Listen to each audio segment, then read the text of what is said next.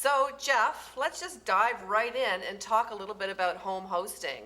So, when we look at being the role models for our young people and we look at leading by example when we're planning our party, I suppose it doesn't matter whether we're planning a birthday party or a barbecue. A party is really a party. Party's a party. Eh, Yeah, well, the home party has certainly changed the last 30 years. Obviously, we are, I think, talking about this because we all have lived with the principle of do as I say, but also do as I do. You need to be representative and great role models for your children, developing good habits. As I've been talking about for 10 years, we're not Middle Europe. We don't have wine on the table when we're 15.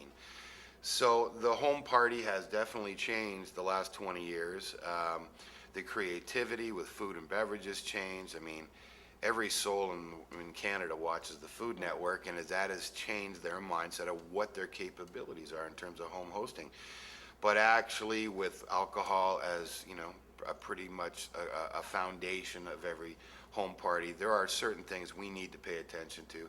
We have the same responsibilities now, Fran, at home that the same as the commercial establishments downtown where you might spend a night on the town. And sometimes home hosting is more creative, it's more social, and also might save $400. Right.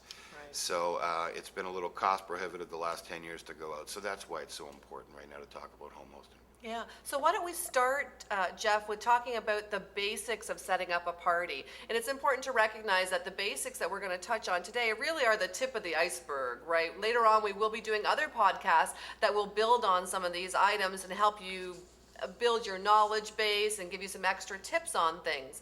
But for right now, what is it that every single party needs to be safe, fun, and cover off the issues of liability and get back to that role modeling and mentoring for young people who will be hosting their own parties on campus and perhaps off as well? Well, I think right off the bat, let's talk about a very responsible and creative host. Not just a responsible host, but a creative host. We want, obviously, the incredible array of food and beverage and social elements that are so critical to a great party. You want everybody walking out of your party with a great time. With food and beverage comes responsibility, obviously. The dispensing of alcohol is critical, whether you are in a party a block from your campus as a student or you're the parents at Christmas or hosting a grilling / barbecue patio party. This is, again, the principle of do as I say and do as I do. And running an effective party, but a very responsible party, is very simplistic. We try at home now to adopt a lot of the Smart Serve principles that commercial establishments do live by. They obviously have training, policy, and procedure that is well above what you're going to get into, but the same Smart Serve principles, Fran, apply. They obviously do. Some of those are the hints that we can give you at home are in terms of bar service. We try and avoid self-service bar. The non-alcoholic / the mocktail industry has changed so much. Fresh mocktails are as important as fresh cocktails. Absolutely. So with the incredible amount of vessels and the functionality of our small wares at home is just like the commercial establishments, blenders, etc. There's so much more you can do on the non-alcoholic side. That should be a focal point. Make sure you know when your guests depart and you see them out, as you need to measure the signs of intoxication. Safe transportation, I think, in this day and age goes without saying. That is critical.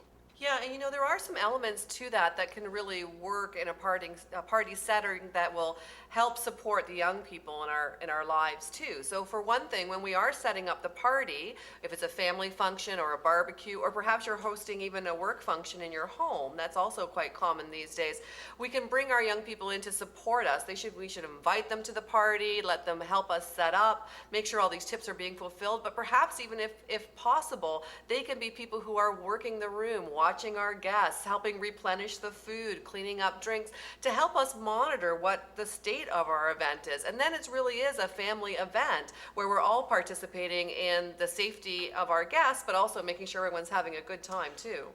We want to draw a happy medium. We don't want alcohol with our teenagers to be out of sight, out of mind. Then you hand them off to us at the post-secondary level, and we've got to deal with the significance of that.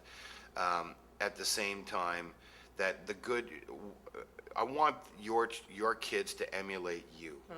And all of these responsible practices that we're giving you right now, they'll take with them, and believe me, if they can learn the ways and means of proper hosting at that age, they're going to be much better off at a 19-year-old party 2 blocks from campus or in campus resident. So right now, I'd like to say thank you very much to Jeff for joining us. We'll look for more podcasts with Jeff joining us to do some alcohol and food pairing, as well as some more information on the campus pub and useful tips on home hosting, where we can drill down and talk to you a little bit more in specifics.